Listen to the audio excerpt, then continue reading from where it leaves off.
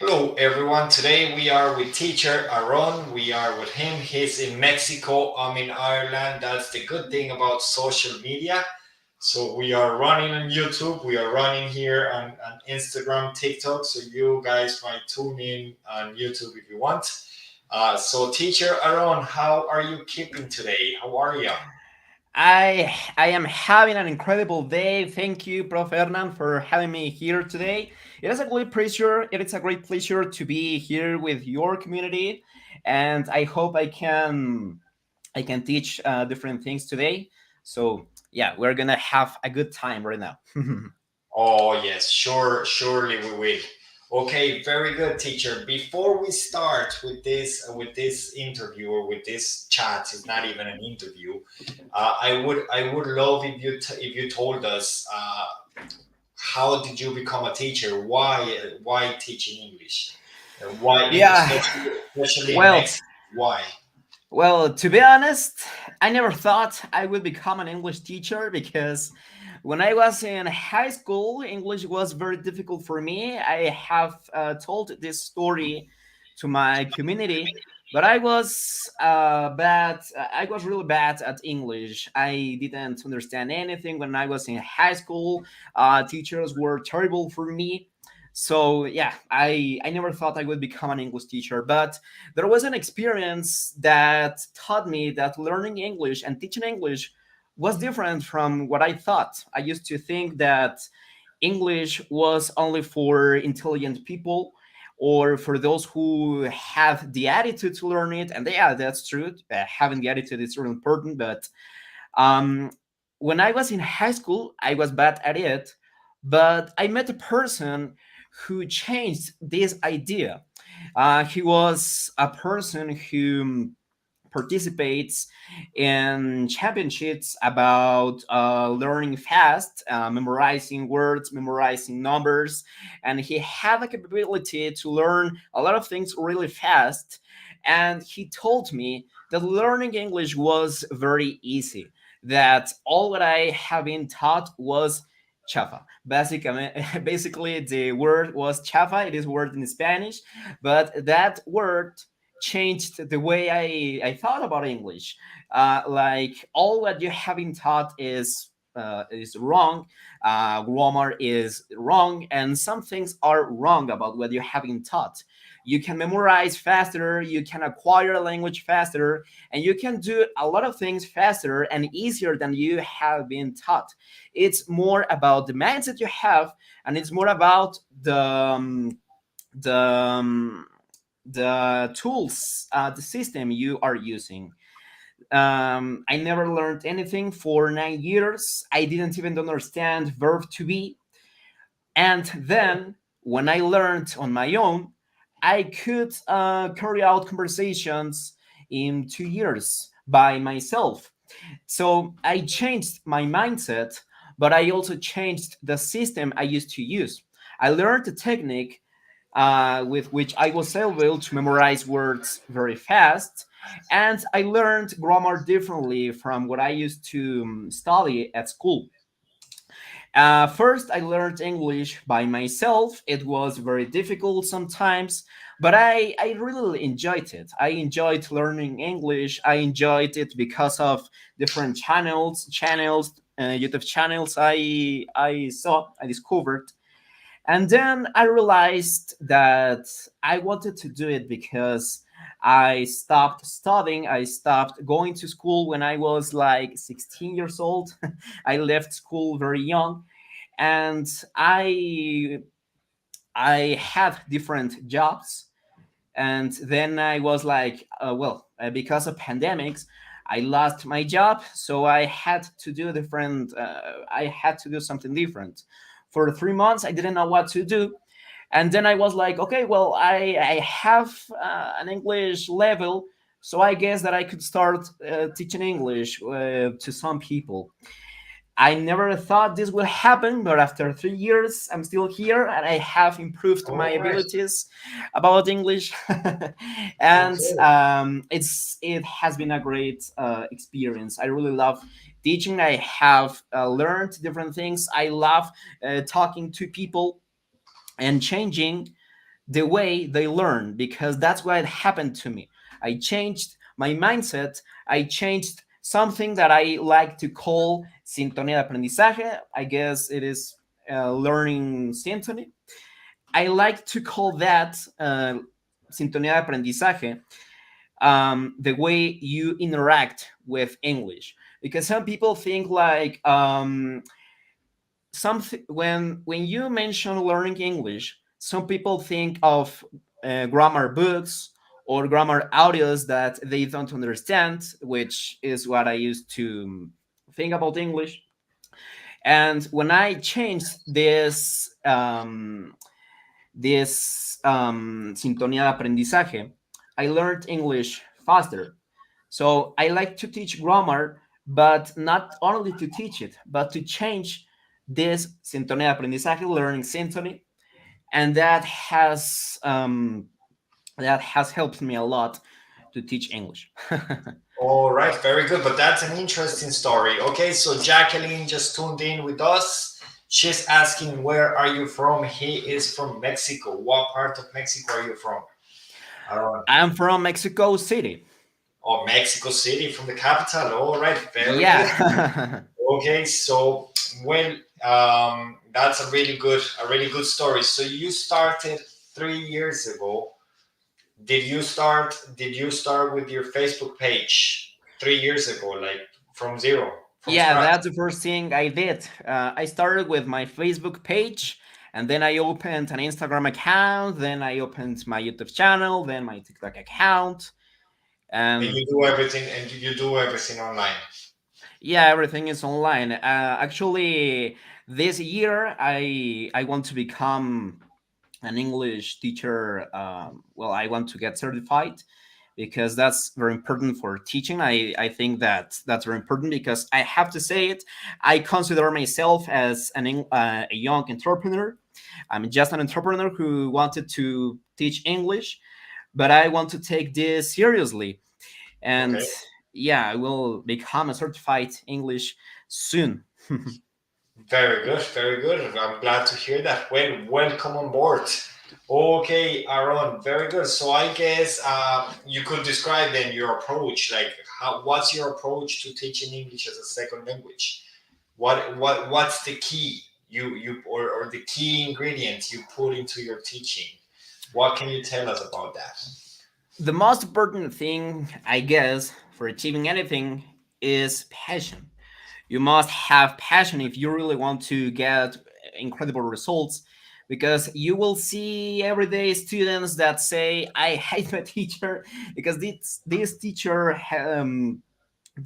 just makes me hate the language, because this teacher doesn't have passion for teaching. This teacher doesn't make me understand anything. I'm just memorizing structures, but I'm not understanding anything.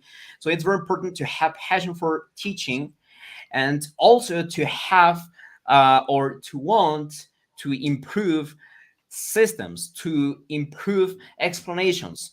Like, for example, if you want to teach verb to be, but you keep teaching English, you keep teaching verb to be the same thing for 20 years, you are not actually improving anything. You are repeating 1 year for 20 years. And I consider that as something very important, because there are teachers that say, and that's my own opinion, but there are teachers that say, I have been teaching English for 20 years or for 25 years, but they have been teaching the same thing 1 year for 25 years. If you do the same thing, you are not improving. So you should have, or you should want to improve your explanations, to improve your exercises, and to improve your English skills as well. If you are not improving yourself, you are not going to improve the way you improve English. I think that if you want that someone gets to a certain level, you can't teach anyone to get to that level if you don't have it. If you want to have better students, you must become a better teacher. And that comes not only with knowing the language, but also with improving the way you teach it, with your grammar explanations, with knowing more vocabulary, going to different places, meeting different people. So that's very important to keep improving yourself, to keep improving other students. That's true. That's true. Very good. Especially not downloading your own videos and then posting them like if they were yours, right? That happens a lot. That happens. I've seen my videos in many accounts on Mm, Instagram, and then they get their own students with my videos. I'm like, what? What in the world is wrong with these people? But that's what it is. It is what it yeah, I is. don't like it either. It's at least they can tag us, you know, like they can, Yeah, yeah, they can say the name the owner of the content. But anyway, so we have some questions, some comments here. We have Juan Escobar. Thank you guys. You are amazing teachers to us. I'm sure we want to become English experts following your system and advice. Thank you very much. Juan say hi, Eusi, hello everyone. Okay, very good. Aaron, what are some of the key strategies you recommend for achieving fluency in English? To all the fluency. people that are listening to us on YouTube, on Facebook, on Twitter, on TikTok, on Instagram, what can we tell them if they want to achieve fluency? There are two things that we have to do every day. You must keep learning new vocabulary because sometimes English is not difficult. It's just like you don't know the words you need to use in some different contexts. Sometimes it's like, bro, teacher, I don't know what to do because my mind is empty.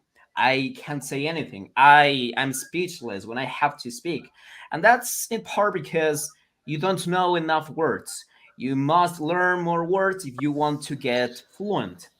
And now, something else you have to do is to keep listening to English. If you are not used to listening to English, you will hardly improve your English speaking skills. The more you get used to the language, the better and faster you will get fluent. So it's very important to keep learning vocabulary every day, and you can do different things for it. You can watch movies, you can change your Facebook or your Instagram accounts into English. You can change your phone settings and start interacting with the language. You have to get your mind used to English, and that's how you're gonna improve your English skills. So it's basically a matter of learning vocabulary constantly and listening to English. That's what Very I good. would say.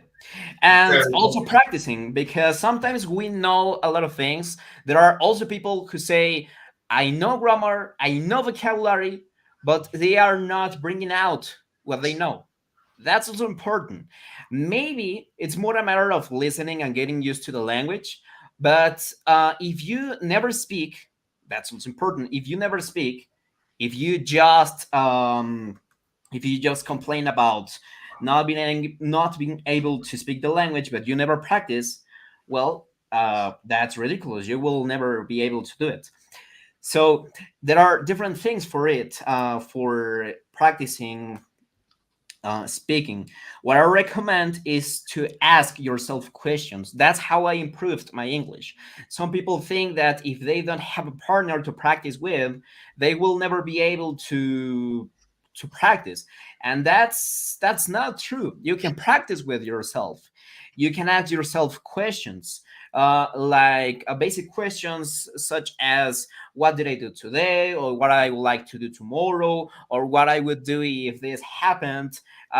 You can create or imagine situations to improve your English and practice with yourself. Something I have realized that it's a great idea, and that this is something new. This is something new. Is use ChatGPT. You can interact with ChatGPT. You can ask this AI to speak about something like, I want to speak about, or I want to talk about technology or going to a cinema, and this technology will ask you questions, and you just have to start responding to these questions. And if you don't know a word, you can look it up on Google, or you can have a dictionary, of course, but it's a matter of discipline. 100%, 100%. That's it. Discipline is the key. That's what I always tell them. You can come up with a routine to practice listening, to practice speaking, to practice all the different skills, but the key is consistency and discipline. If there is no consistency nor discipline, then there will be nothing. No academy, no English teacher will help you. We are not lifesavers. We just guide That's them. true. We just guide them. Could you share then, if you have, you don't have to tell us the names, but some like success stories you have from your students? I don't know, a student that maybe surprised you with their progress, with their achievements, if you could. Yeah, of course. I love sharing English stories of my students because they always get to my class and they are like, I don't understand anything from my school, from my teacher, or also I am in the USA. I need to communicate, but I can't do it. I just can't do it. So there are I have had a lot of students with these different situations, and the story, for example, I have a girl student. Her name is Ellie. I don't think she will mind that I tell her name.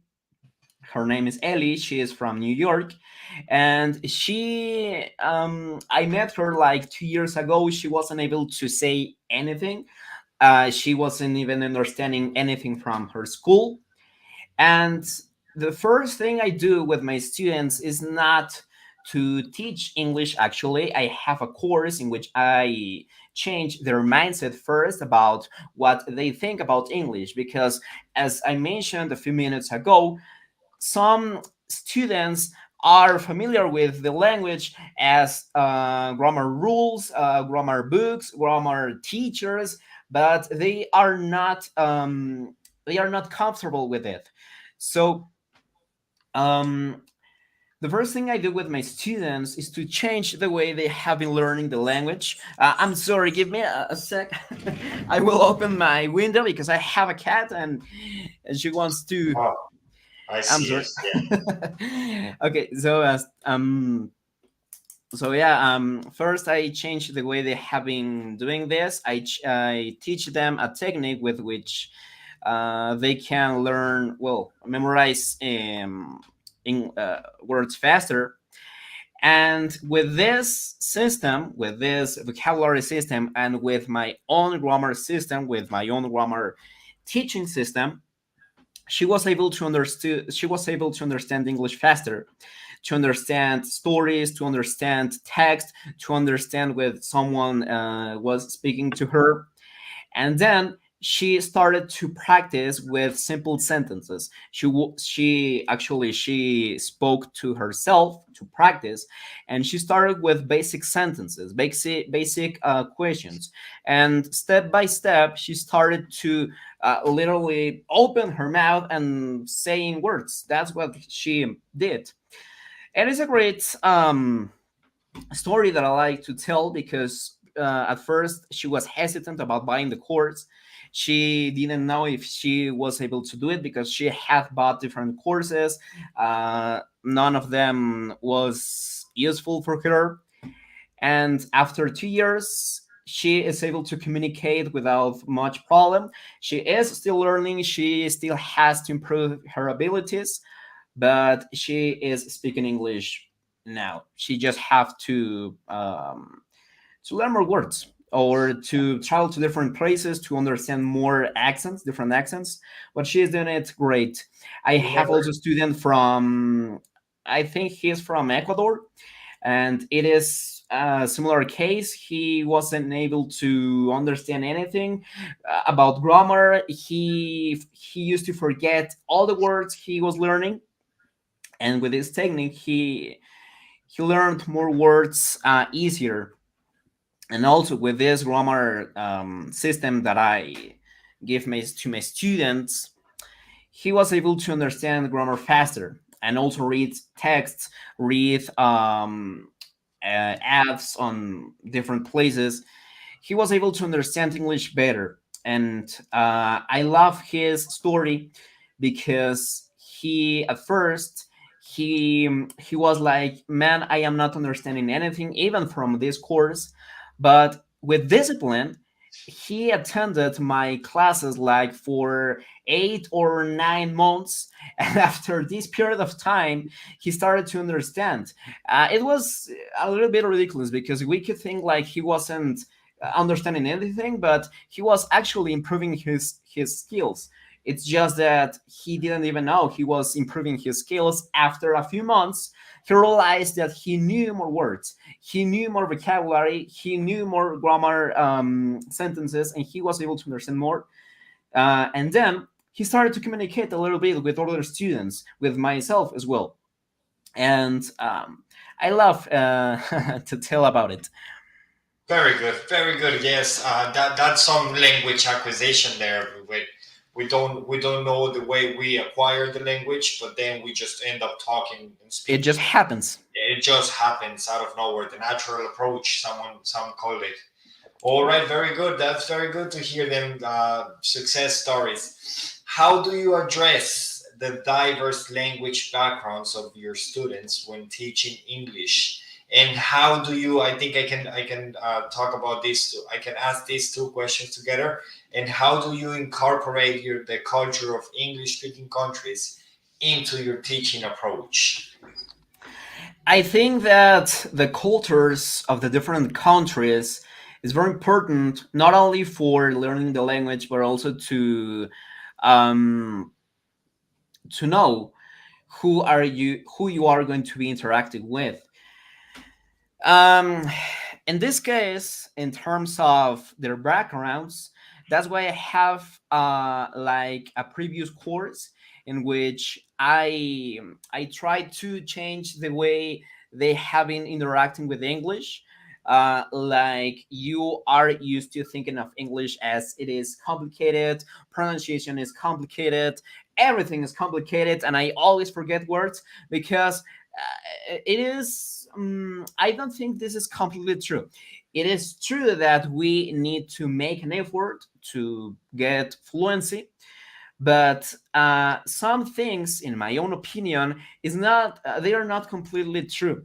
So I have a previous course on my English courses in which I try to change the way they have been thinking of English, and then they start with basic grammar topics, and not only they learn it, learn these topics, but also they start seeing how I teach these topics, and they see like, okay, they weren't as difficult as I used to think. So this helps them change these backgrounds, these things they used to think. And in terms of the cultures, it is a matter of the content they interact with.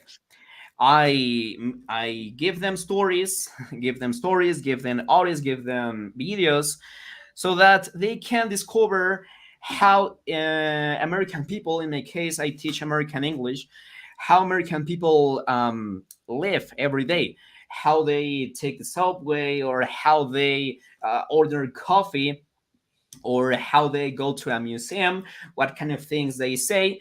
So I just give them content, give them stories, give them videos, give them audios, and in this way I help them know about the cultures. Oh, very good, very good, very good. Aaron, so this is teacher Aaron. He is from Mexico City to be precise. And as you all know, I am from Colombia, living in Ireland.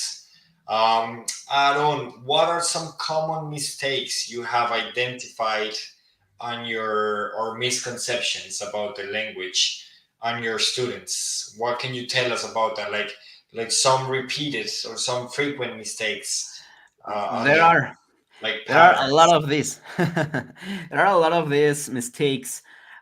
Something I have seen, especially with new students, is that they translate every word from Spanish to English. For example, in this case, we both know Spanish, so there are students that want to translate every word from Spanish to English or the other way around. For example, when I have a student, I ask them, how do you translate this or how do you say this in English? For example, él se queja, él se queja. They are three words. So they are like, okay, how do I say él? How do you say se? How do you say queja? And he's exactly translating every word. And they suddenly say he is complains, and I am like, what do you say is?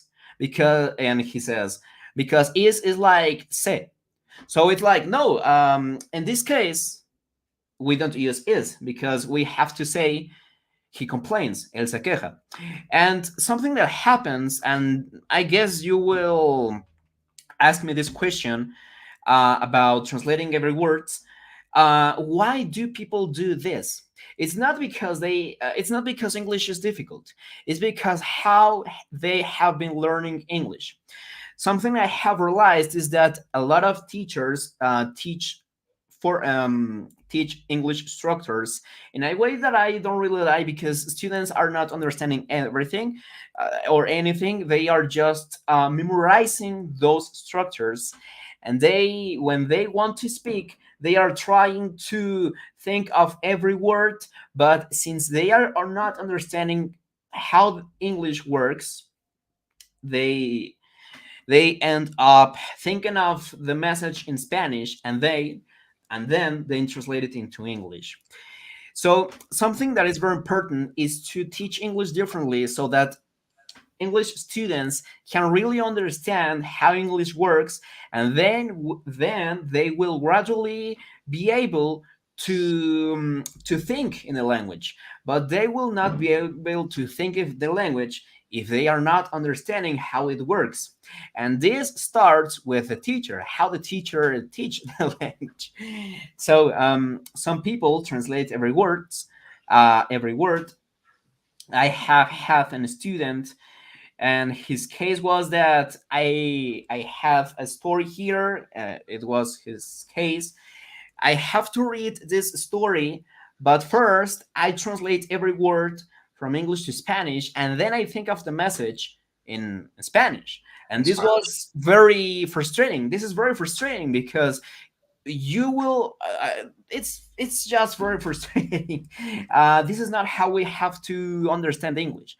We Yeah, have to have the ability to process English words so that we can think of the meaning when we hear those words. For example, if you learn that swim is nadar in español in Spanish, you do it not because every time that you hear swim, you think of another word.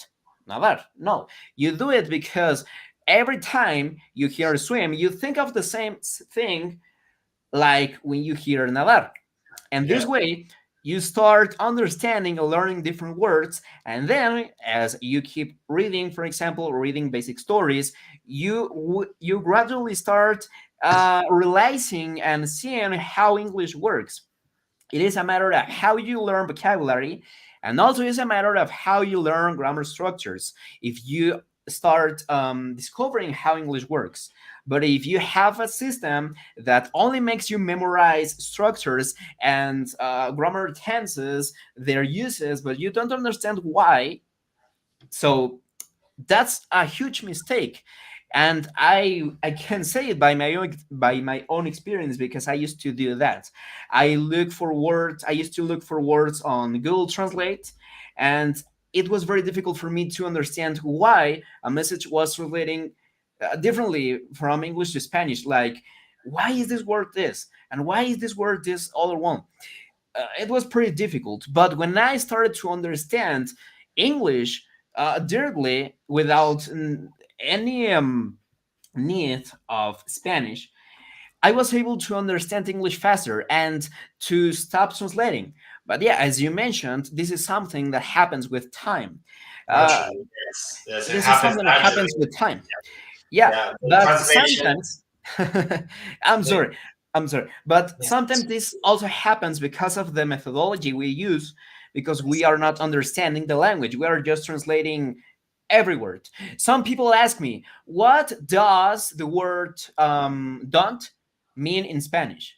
Like they want to translate the word don't in Spanish. They want to read it and to think of a word in Spanish to think of the message. And I am like, you don't have to do that. You have to learn how to use that word to understand the message when you hear it, not to translate it from another message to from another language.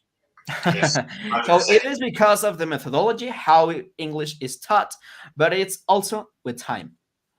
Yes, 100%. Yes, the translation, unfortunately, is the first thing we're going to look at, and we do it naturally, but we do have to give it up as time goes by. And Jacqueline, I think that's the answer to your question. She was wondering if it was correct to translate everything, and I'd say no, it's not correct.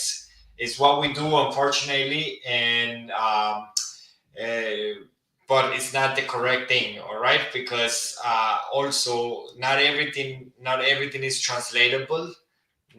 We can translate everything, but also we also have idioms, and we also have colloquialisms, and we also have language in use, and some things that might mean something different if you look at them in a literal manner, but then in the context is something totally different. I don't know. I can't think of an example. I don't know, to throw people under the bus, for example. To throw people under the bus, it's a saying, okay? Let me just answer a quick question here. Estamos en YouTube también con el profesor Aaron. Por aquí me preguntan en TikTok. Eh, arroba el profesor Hernán en YouTube para que puedan observar el episodio. Okay, so I was saying to Jacqueline, to throw someone under the bus, it's an expression.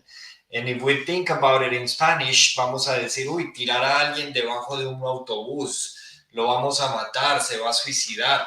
But to throw someone under the bus es decir en alguien. I don't know, in México, ¿cómo dicen en México, Aaron? Cuando estás en Colombia decimos cuando tienes un secreto de un amigo y lo ventilas. En Colombia decimos sapearlo, ¿ok? Si sapeas a alguien es throw under the bus, ¿ok? Okay. En México no recuerdo. Um, I don't remember it because I don't think we have an idiom for this, You but don't? maybe we have it. I don't know, to be honest. Yeah, okay. It's like a snitch. A snitch is more common in the States. Okay. I lived in Chicago, and I have loads of friends from Mexico, and even family. My Okay. nephew, my nephew, my niece, their father, it's Mm, Mexican, but I don't nice. remember. I don't remember, to be honest. But anyway, yes, that's why it's not correct under my view to translate everything. Although when you learn the language and how to teach it, and when you go and study linguistics, you do go through a subject that is teaching English through translation. So there is a whole theory about it, but I don't think it's useful. Under my view, it's useless. But I obviously respect everybody's view. Um, I don't. But coming back to you, do students have to think in English to become fluent in English? That might sound like a dumb question or like a stupid question, but what do you think No, about it that? isn't. There is no silly question. There Yeah, are of no course. silly questions, sorry. No, no problem here. Well, this is my own opinion, of course. I don't know everything, but I will say that you can't, at first, when you are barely learning a language, you can't do it. It's like if I ask a teacher, I will think in English if you think in Japanese. And the teacher is going to be like, but I don't know Japanese. Yeah, I don't know English either. I'm still learning. I don't know how it works. So, in terms of teaching, in terms of thinking in English, I think this comes with not translating every word, as I was mentioning a few minutes ago, like él se queja, he is complains. I don't know why you would say is, but that happens because you are translating every word. So, in this case, yeah, you have to learn the language so that you know how the English structures work. In this case, yeah, you should think in the language so that you can start understanding how it works and start reading or listening to more words together. So in this case, yeah, you have to learn it, and you have to use it as it works. But in this case, when you want to speak, at first you will, I don't think you will ever you will be able to do it. You will translate some words because you are not used to the language enough. To think in the language faster is something that comes with acquisition, but also with practice. If you have acquired language in certain level, but you never practice, it will be harder for you to speak it, even if you know a lot of words, because it's like, okay, I know this, but I never use it. So it is useless to know a lot of things if you don't use it. Um, so if you want to think in English, it's not something that you can do on your own. This will gradually happen, but you do have to learn how the English works so that you can start saying the correct sentences, the correct questions, so that you can structure the language correctly and start acquiring the language starts with understanding how it works. That's why I think that grammar is important, but it depends on how you learn it. Because if you just open a book that gives you structures, but it's like, I don't know how to use this in real life, it will be difficult for you. It will be more difficult for you to think in the language. That's my that those are my thoughts. I don't know what you think about this. I do totally agree with you. I think that you can't think in a language that you don't know, but if you want to become fluent, I think everything is a process. We say here in Ireland, we speak more likely British English. Mm, So we say slowly but surely. All right. So that's another saying. It's another idiom mm-hmm, en español es lento pero seguro. mm-hmm. Certo? So it's all about that. I mean, like every little process, every little step counts, but you have to add a step every day. I always suggest to my students, you can if you want to improve your reading comprehension, you should start by including a reading routine in your daily basis. It's as simple as reading 5 pages every day. By the end of the month, you would have read 150 pages. That's a book. That would be 12 books in a year. You can't imagine how many words you will pick up from 150 pages. I mean, just think about this. One page is about, in average, it's about 300 words. So 300. 150 pages, we're talking about thousands of words. So if we make that, if we do it, then we would be able to think in English and become fluent at the same time. Yeah, that's true. Because I when I started to think in the language, that happened with a book. I bought a book. I loved it. It was about learning. The book's name is Limitless. I loved this book, and at first it was pretty difficult to read it. I was like, I am not understanding everything. There are a lot of words that I don't know, but I I handled it, and I was able to understand it better with time. And then when I watched some movies or when I watched some videos after this book, it helped me think in the language better. It was like I finished reading a book, And then suddenly I started to think in the language automatically. It's not like I was doing it on purpose. My brain just started doing it. That's That very good. happened. That happened. That's it. And it happens the same way with listening and with all the skills, with the input. The Mhm. input, remember, lads, that input it's listening and reading.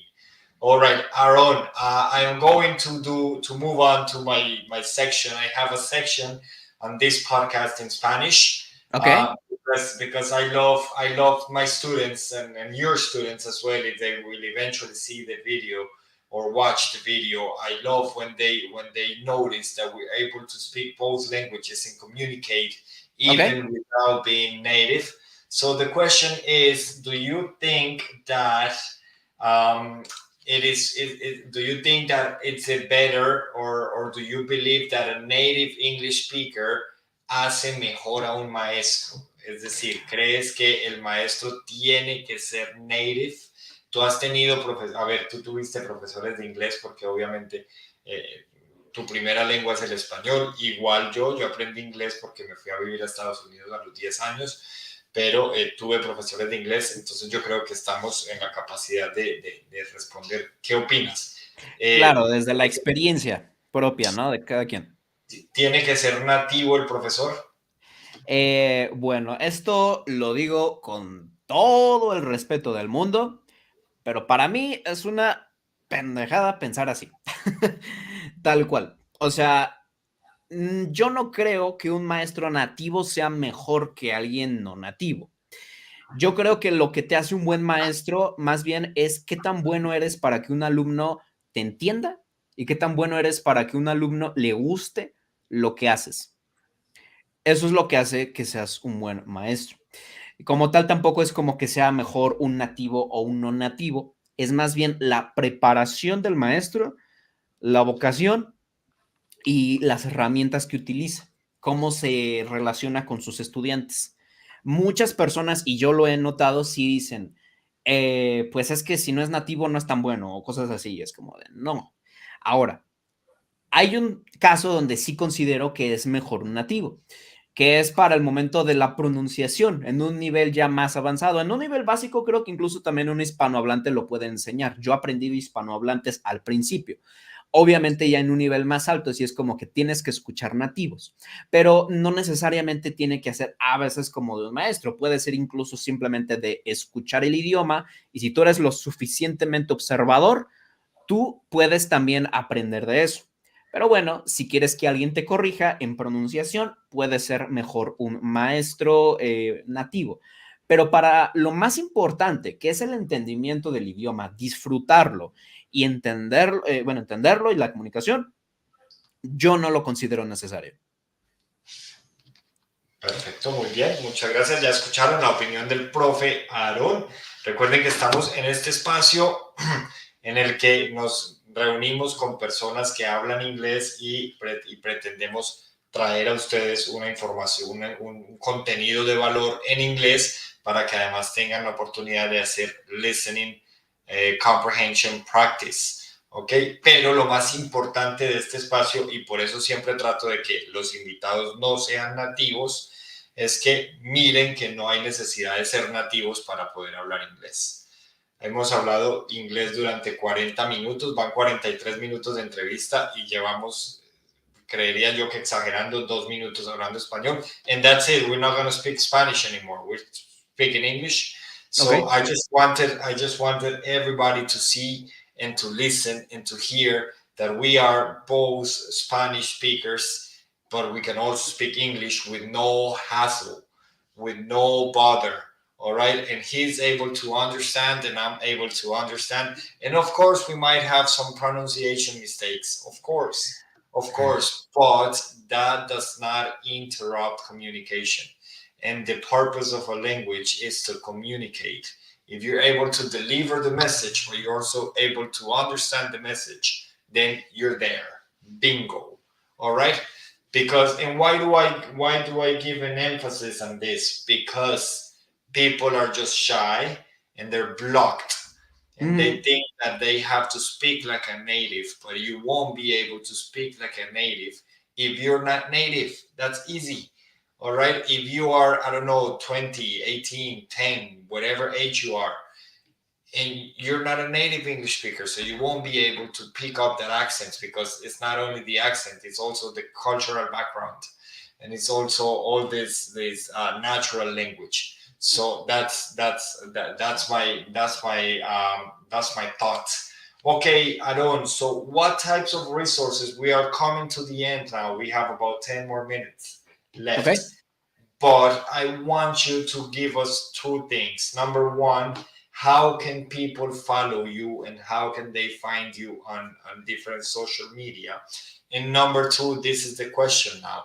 What types of resources do you suggest for ESL students to use outside of class in order to continue their learning process and to work towards fluency? Okay, well, the first question. You can find me as Aaron Flores everywhere, every social media, Facebook, YouTube, TikTok, Instagram, everywhere. This is my name, Aaron Flores, Is everywhere, it with two A's or one A?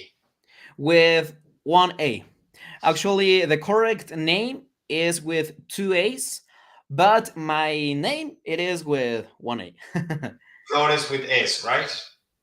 Yeah, Flores with Okay, S. so on social media they find you with two A's. No, with one A. I mean, One. the correct name should be with two A's, but Okay, mine is with one.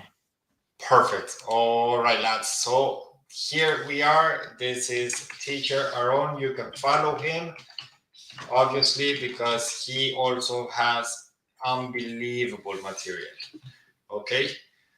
All right, Aaron. So now you can answer the question, and you have an extra question. Is Jacqueline? She wants to know, where did you learn English? Did you travel to the United States or did you learn in Mexico? Okay. Well, what kind of resources do I suggest for ESL learners? In my own opinion, we don't need as many resources as we have been taught. And the most important one, I don't think we need books, in my own opinion, because I didn't learn with books, and also I don't like them.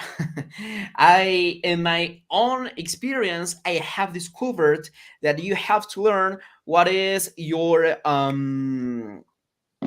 what is the name of this ¿cómo se dice? How do you say? Estilo de aprendizaje, learning style. Le- Learning style, very good. Yes, Yeah, that's because I am a visual person. I love watching videos, but that's how I learn. I learned a lot of vocabulary and a lot of grammar by watching videos. But if you don't consider yourself as a visual person, maybe you shouldn't try it. You should test. You should test on podcasts. You should test on books, of course. First, you have to discover what is your learning style. That's very important. And once you have discovered it, you should look for a person that you like their technique, how this person teaches. Because something very important is that you are going to learn English if you are motivated. And how are you going to be motivated? This comes with the techniques, but also the person you are studying with. If you study with a person, with a teacher whose methodology you don't like, you will lose your motivation, you will lose your attitude, you will attend a class like, I just want this class to end, I don't like it. And motivation and attitude is very important. In my case, I watched the different videos on YouTube, and that helped me learn many things. And the first thing I suggest is looking for your learning style. In my case, I'm visual. So if you are a visual person, start with a lot of YouTube videos. Now, a lot of another thing I suggest, and that's also my own experience, I learned and enjoyed a lot learning English with music. I learned a lot of English with music. I don't think that you just have to start listening to. music and you will magically improve your English skills. I think there are different things you have to do. So the first thing I did at first when I started to listen to music, I I looked at the lyrics to look for the words I didn't know, look for their meanings, and then I started to listen to the music, to the song, and first I read the lyrics while listening to the song. I've seen teachers that don't recommend this because they say that you are not actually listening, you are mostly reading, and I don't think this is completely true because when you read, you hear the words more comprehensible. It Yeah, is more comprehensible. that's even the shadowing technique. The shadowing technique is basically you read and listen and repeat. That's the shadowing technique. It's very good actually. Yeah, and then you listen to the same song without the lyrics, and you understand better the accent and also the words, and that helps you. And you don't have to do it every time you listen to a song. You just do it for 1 month, like 1 hour every day for 1 month, and you will improve a lot your listening and your vocabulary as well. And for vocabulary, if you are an English beginner, I recommend at first using a technique that because I used that technique and I am using this technique for learning German. It is about associating words. Yeah. You have to associate a word with a concept. For example, I recently posted an association on Facebook, and it was like you want to learn the word pole in English, pole, which means jalar in Spanish, and you create an association. For example, you imagine an octopus, imaginas un pulpo jalando personas. So when you imagine un pulpo jalando personas, it is easier to remember that jalar is pull because of the word pulpo. And Yeah. that helps at first.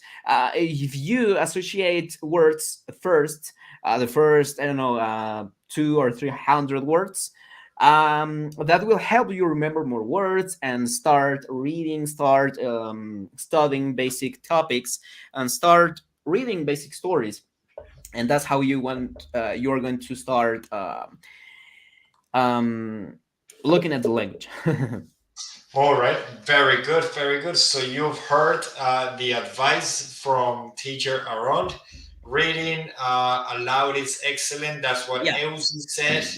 yeah, Jacqueline was asking if Mexico City, if you had English as a second language. You don't, right? It's only Spanish, the official language, is it?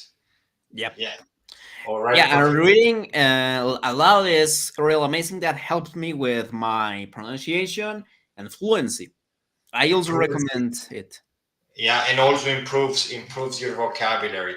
All right, Mhm. lads. So this is the end. Thanks very much again, teacher Aaron from Mexico, from all the way across the sea. I am here in Ireland, enjoying the morning. Now it's already 4 o'clock. So Mm.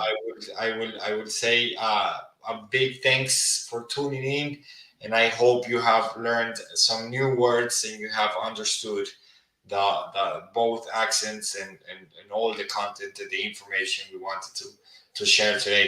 Thanks again for coming and thanks again for tuning in. I would love to hear your last words just for Yeah, closing. I can just say that it was a great pleasure to be here with your community.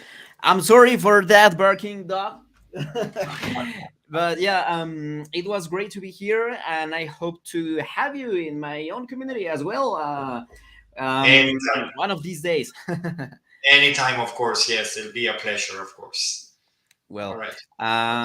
thank you, everyone. Thanks for listening to me, and I hope to see you later.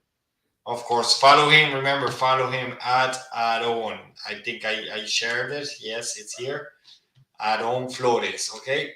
All right, guys. Thank you very much. See you next time, teacher. See you next time. Bye.